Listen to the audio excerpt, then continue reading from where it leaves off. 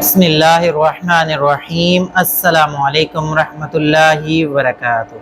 सबसे पहले दुरूदुस्सलाम अल्लाहुम्मा सल्ली व सल्लिम अला नबीना व हबीबना मुहम्मदिन व आलिहि व सहाबिहि सल्लल्लाहु अलैहि व आलिहि वसल्लम। मैं हूँ मोहम्मद इमरान, मौजूद हूँ सऊदी अरब में। तो जो लोग हज पे आते हैं या उम्रा पे आते हैं तो सबसे जो मेन उनका प्रॉब्लम होता है, उनको ज़्यादा से ज़्यादा चलना पड़ता है। तो जिसकी वजह से वो चलने की वजह से या तो बीमार हो जाते हैं या ज़्यादा चल नहीं सकते। तो आज की वीडियो में बताने वाला हूँ कि आप लोग हज पे आ रहे हैं तो आपको कितना एक सफ़र चलने पड़ेंगे और ये पैदल के जो सफ़र हैं ये कितने किलोमीटर्स बनते हैं। जैसा कि आपके होटल से हरम तक, हरम से फिर आपको मीना तक, मीना में भी आपको अरफात की तरफ, मुजल्फा की तरफ, और ये सारे जो सफ़र पैदल के हैं तो इनके कितने किलोमीटर्स बनते हैं और पर डे तकरीबन आपको कितना किलोमीटर चलना पड़ सकता है। तो अगर आपने अभी तक मेरे चैनल को सब्सक्राइब नहीं किया, सब्सक्राइब लाजमी कर ले, क्योंकि मेरी यही कोशिश है हज, उम्रा, मक्का, मदीना के हवाले से जो भी लेटेस्ट अपडेट आती है वो मैं आपके साथ शेयर करता रहता हूँ। तो इसी दुआ के साथ आज की वीडियो का आगाज करते हैं। जो लोग भी हज और उम्रा की ख्वाहिश रखते हैं, अल्लाह पाक तमाम लोगों की तमाम तर ख्वाहिशात को कबूल और मंजूर फरमाए, और जो लोग मुश्किलात परेशानियों में, अल्लाह पाक तमाम लोगों की तमाम तर मुश्किलात परेशानियां आसान फरमाए।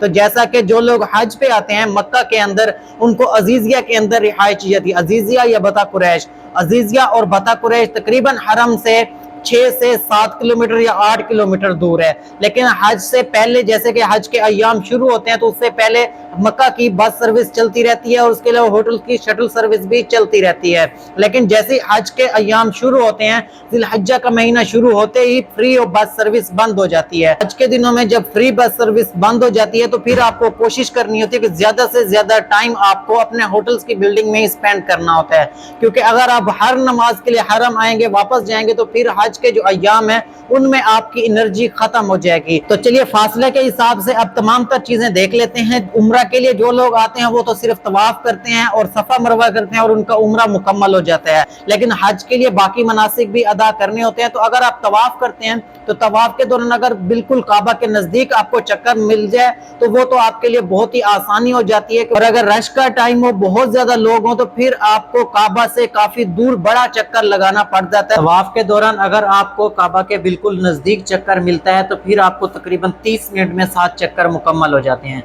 लेकिन अगर आपको काबा के दूर यानी कि रश ज्यादा हो तो फिर कम से कम भी घंटा या 45 मिनट आपको सिर्फ तवाफ में लग जाते हैं। उसके बाद सफा मरवा में भी अगर रश कम होता है तो फिर आपका तकरीबन आधे घंटे या 45 मिनट में आप सफा मरवा कंप्लीट कर लेते हैं।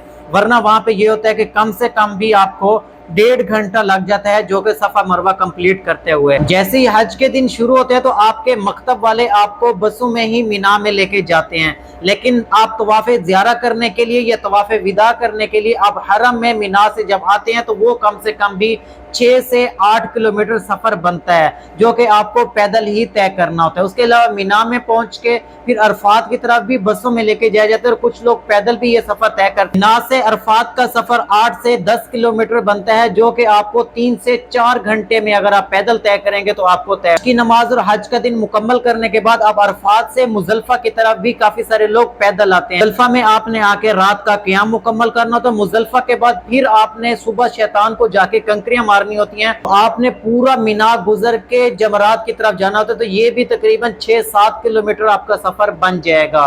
तो ये जाके आपने शैतान को कंकरियां मारने के बाद फिर आपने अपने कैंप की तरफ वापस लौटना होता है। तो वो आपकी लोकेशन के मुताबिक है कि आपका कैंप जोन नंबर 2 में है, जोन नंबर 5 में है या कौन सी जगह पे है। तो ये सफर भी तकरीबन आपका 6-7 किलोमीटर बन जाएगा। उसके बाद फिर रोजाना की बुनियाद पे आपको जैसे शैतान को कंकरियां मारनी होती हैं तो वो भी आपके जोन के मुताबिक है। अगर आपका जोन नजदीक होगा तो फिर आपको कम चलना पड़ेगा, वरना आपको डेली बुनियाद पे भी कम से कम भी 3 से 4 किलोमीटर आपको मीना में भी चलना पड़ता है। हज के दिनों में क्योंकि बहुत ज्यादा आपको चलना पड़ता है तो इसलिए कोशिश करें अभी से ही डेली बेस पे अपनी वॉक वगैरह शुरू कर दें। उसके अलावा अगर आपको कोई बीमारी है या कोई मसला तो उसकी मेडिसिन और तमाम तर ट्रीटमेंट अभी से ही शुरू कर दें, ताकि हज के दिनों में आपको किसी किस्म की मुश्किलात परेशानी का सामना ना करना पड़े।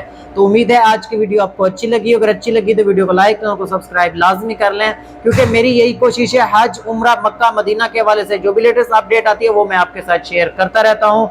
मुझे और मेरी फैमिली को अपनी दुआ में शामिल रखिएगा। इंशाल्लाह मिलते हैं नेक्स्ट वीडियो में, तब तक के लिए अल्लाह हाफिज।